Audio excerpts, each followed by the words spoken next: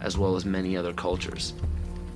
As said before, pantheistic rituals are prevalent in all monotheistic religions today. Circumcision is a pagan ritual, marking males in a ceremonial fashion. Weddings are pagan by nature in the wearing of a ring, which symbolizes the ring of Saturn. Funerals follow the same pagan-derived ritual when a sacred geometrical tomb is placed over a grave to embody and immortalize the spirit. Baptism is a ritual to submerge a child in holy water to symbolize the renewal of life, just as rain replenishes the earth. The Holy Grail filled with wine is a representation of the blood that comes from the birth canal during menstruation, not the blood of Christ. This ritual was taken over by the patriarchal society. Males could not give life as women do, so to symbolize a male giving life was to draw blood, which could only be done by injury.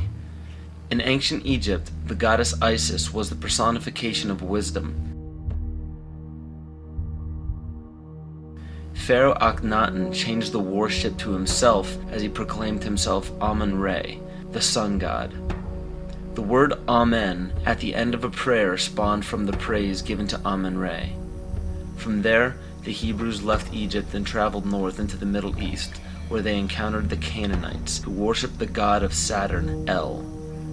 The merging of these three gods became the name of the land today, which is known as Isis, Re, El, or Israel. 98% of Judaism is based around the worship of Saturn. And the sacred day of worship is Saturday. The worship practice on Sunday is originated from the Egyptians who worshipped the sun god. Most people simply pass these things off and never question their origins, but this just scratches the surface of the pagan influence over the present day. It is not just found in religions, it is found right here in our own backyard.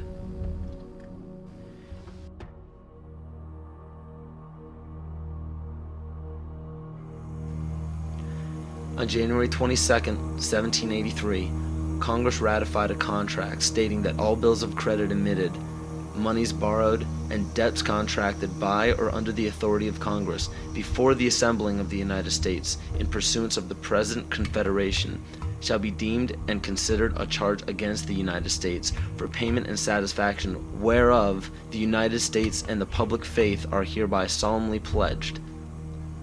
The party that the U.S. owed these loans to? King George. I hope this paints a picture for you of how Great Britain funded both sides of the Revolution. To this day, Great Britain collects taxes from the United States via the IRS. The IRS isn't even an agency of the United States government. If you don't believe me, look up IRS publication 6209. The FCC, CIA, FBI, and NASA were never part of the United States government. The US government only holds shares of the stock in various agencies.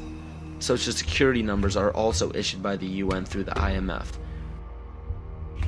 The Civil War, which lasted from 1861 to 1865, was also instigated by Amschel Rothschild to divide the United States and force it into debt with a central bank. The goal was to put the country of the US back into the hands of Britain through huge loans taken out for munitions.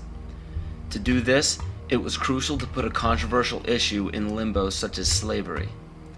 Knowing full well that the Declaration of Independence would create an uproar among southern states that depended heavily upon slave labor, it was signed in Philadelphia, Pennsylvania by 35 people, 33 of whom were Freemasons. John Brown was a Mason and a Rosicrucian who was brought to power by William Lloyd Garrison and Senator Charles Sumner, both descendants of the Illuminati bloodline. With the help of the New York Times, John Brown was built up to be a hero in the anti-slavery movement. Ulysses S. Grant, former president, was born Hiram S. Grant. This name was given to him by his father, Master Mason Jesse Root Grant. Jesse Root Grant worked for John Brown's father and then went on to work for E.A. Collins, one of the 13 Illuminati bloodlines. Ulysses S. Grant was brought to power rapidly with help from Collins. From April 1861 to May 1864, Grant went from the rank of private to commander-in-chief of the entire Union Army. Once Grant was appointed president, his cabinet consisted of 8 Freemasons, including Alphonso Taft, which was William Taft's father, who was also an ancestor of Bill Clinton.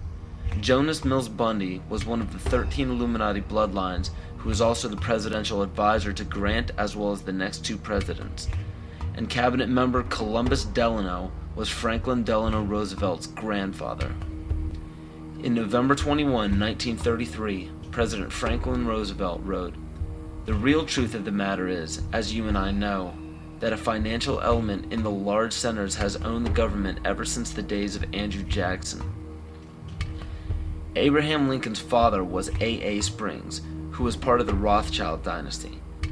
Lincoln's half-brother worked for Louis Pasteur in the Merovingian dynasty, which was the 13th Illuminati bloodline. Pasteur also owned Jekyll Island, which was where the Federal Reserve Bank was created. In the mid-1800s, Abraham Lincoln and the Whigs were trying desperately to keep Andrew Jackson from establishing a gold standard called the Independent Treasury System. Lincoln and his party fought to set up a central bank, making such public speeches as, "Under a gold and silver standard, all will suffer more or less, and very many will lose everything that renders life desirable." This statement resounds elements of scare tactics in this speech and other speeches on the matter given by Abraham Lincoln. They give no real evidence or explanation. In the early 1900s, after a failed attempt for Woodrow Wilson to set up what was called the League of Nations following World War I, Wilson and his advisor, Colonel House, set up the Institute of International Affairs. This institute had two branches, one set up in England called the Royal Institute of International Affairs, and the Council on Foreign Relations was incorporated as the American branch in New York on July 29, 1921. Founding members include Colonel House, J.P. Morgan, John D. Rockefeller, and a few others. A national income tax was declared unconstitutional in 1895 by the Supreme Court, but a constitutional amendment was proposed in Congress by Senator Nelson Aldrich. This makes much more sense when you notice that Nelson Aldrich was also known as being the authentic voice of J.P. Morgan and later married into the Rockefeller family. Today, 27 to 35% of American workers' pay is taxed, and this money goes to a central bank called the Federal Reserve, or the Fed. For those of you who are unaware of the Federal Reserve Bank and what it is capable of, it is a non-government-owned bank that provides the U.S. with all of its currency. They control the inflation rate by the amount of money in circulation. Yet the most amazing aspect of the central bank is the suspension of specie payments, in which the Fed can refuse to pay their obligations, yet taxpayers must pay their debts or go bankrupt. In other words, the suspension of specie payments is the central bank's right to breach a contract with no penalty whatsoever. In even simpler terms, it's called theft.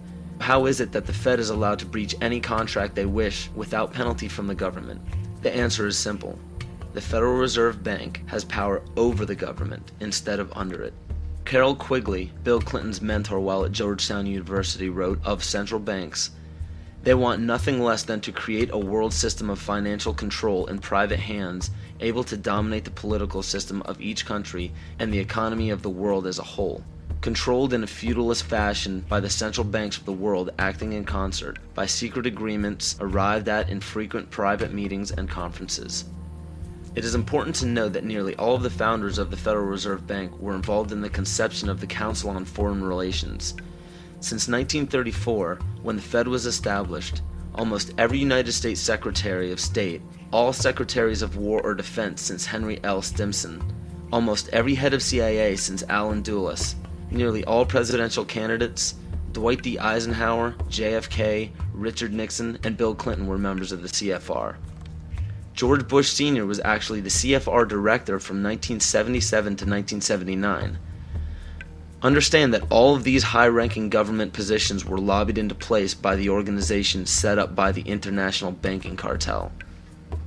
There are secret meetings held everywhere by many of the same members in the Trilateral Commission, the Bilderberg Group, the Club of Rome, the United Nations, and the two branches of the Institute of International Affairs. These groups make up what is known as the Round Table, developed by Cecil Rhodes,